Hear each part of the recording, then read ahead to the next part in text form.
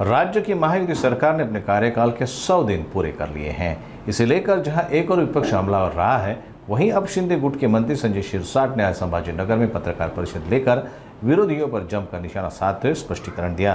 साथ ही उन्होंने पहलगाम हमले पर भी बड़ा बयान दिया है। उनके बयान से कई बातें सामने आई हैं।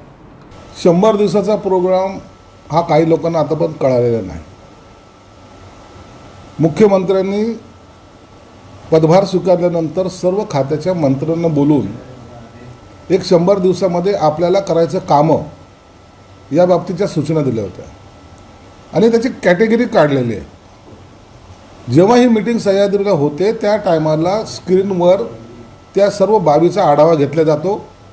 सर्व सचिव आणि इतर सर्व जण जे आहेत त्या बैठकीला उपस्थित असतात आणि त्यावेळेला त्या संदर्भामध्ये या विभागाचं काय झालं, त्या विभागाचं झालं, प्रत्येक प्रश्नाची उत्तरंही घेतली जातात। एक लक्षात घ्या की सरकारने गती द्यायचा प्रयत्न केलेला आहे। पहिल्या गिअरमध्ये असलेली गाडी थोडी पळायला जरी उशीर लागत असेल, परंतु आता ती गती घ्यायला सुरुवात केलेली आहे। मला वाटतं हेच क्रेडिट देवेंद्र फडणवीसांचं आहे। त्यांनी अत्यंत चांगल्या पद्धतीनं या सर्वांचा गृहपाठ घेण्याचं जे काही अवलंबलेलं आहे त्याच्यामुळं प्रत्येक मंत्री असेल, सचिव असेल किंवा त्याच्या खाली असलेला पूर्ण स्टाफ हा कार्यरत झालेला आहे। म्हणून आम्ही त्या प्रगती पुस्तकाला पहिल्या गिअरमध्ये तुम्ही टापवर गेल्यासारखं जे काय आविर्भाव सांगताय तसं होणार नाही आहे। याला वेळ हा लागणार आहे। 100 दिवसात सर्वच काम झालेत असं कोणतं खातं दाखवू शकतो? म्हणून ही सुरुवात आहे। या सुरुवातीला समजून घ्या। आणखीन 100 दिवसामध्ये याच्यामध्ये पुन्हा प्रगतीमध्ये वाढ होईल।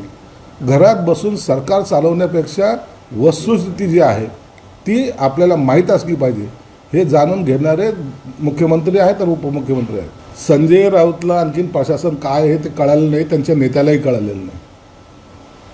घरात बसून राज्य चालवणं इतकं सोपं नाही आहे। देश चालवणं म्हणजे सर्व बाबीवर बारकाईने लक्ष ठेवून जगाचं लक्ष आपल्यावर असतं, केंद्रित असतं। त्यावेळेला घ्यायचा निर्णय हा तिथलच्या पंतप्रधान, राष्ट्रपती आणि त्यांच्या कॅबिनेटने घ्यायचा असतो। म्हणून 2.5 वर्ष घरात बसून आपण जशी सत्ता चालवली तसं सैन्य चालतं की काय असं त्यांना स्वप्न पडत असावे। तसं वस्तुस्थिती नसते।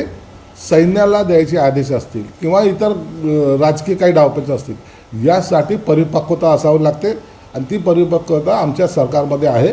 म्हणून जो काही निर्णय होईल किंवा जी काही ॲक्शन होईल ती सर्वांना बरोबर घेऊन केल्या जाणार। आमचं तर आमच्या गावात आहे, आमच्या महाराष्ट्रात आहे, दऱ्याखोऱ्यात आहे, ग्रामीण भागात आहे, लंडनला तर नाही ना। म्हणून आम्ही कुठेही महाराष्ट्रामध्ये बसून सत्ता चालवू शकतो, ही ताकद आमच्यात आहे। लंडनमध्ये बसून किंवा व्हीसीवर बसून सरकार चालवायसारखे इतके मूर्ख आम्ही लोक नाहीत। म्हणून आमचं जे आहे ते चांगलं आहे आणि त्यात आम्हाला आनंद आहे। आता पालकमंत्री कोणाकडे द्यायचं आहे, मंत्री कोणाला करायचं आहे, तुम्हाला सल्ला विचारला आहे कोणी? तुम्हाला आम्ही विचारतच नाही ना। तुम्ही त्याची चिंताच करू नका। तुम्ही फक्त आता आमचे गोडवे गा, आमच्या मागं फरफटत द्यायचं असेल तर या, नसता पुन्हा जाऊन सिल्वर ओकला पाया पडा। हा तुमचा एकमेव धंदा राहिलेला आहे। म्हणून आमचं सरकारमध्ये कोण काय करतं काय नाही करतं हे डोकून पाहण्याची सवय आता संजय राऊतनी सोडून द्यावी। पाकिस्तानाने आमच्या गाण्यावर बंदी घातली, चांगली गोष्ट केली। आमचे गाणे ऐकून नाचणं किंवा आमच्या गाण्याचा आनंद घेणं हे त्यांनी बंद करावं। आमच्या जीवावरच त्यांचं पोट भरतं आहे। म्हणून त्यांनी गाणे बंद केले, आम्ही त्यांचं पाणी बंद केलं।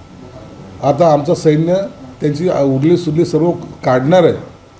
काही दिवसात तुम्हाला दिसेल पाकिस्तान हा भारताच्या जगाच्या नकाशावर कुठं दिसतो का हे सुद्धा शोधावं लागेल। या पद्धतीची कारवाई मला वाटतं मोदी सरकारकडून अपेक्षित आहे।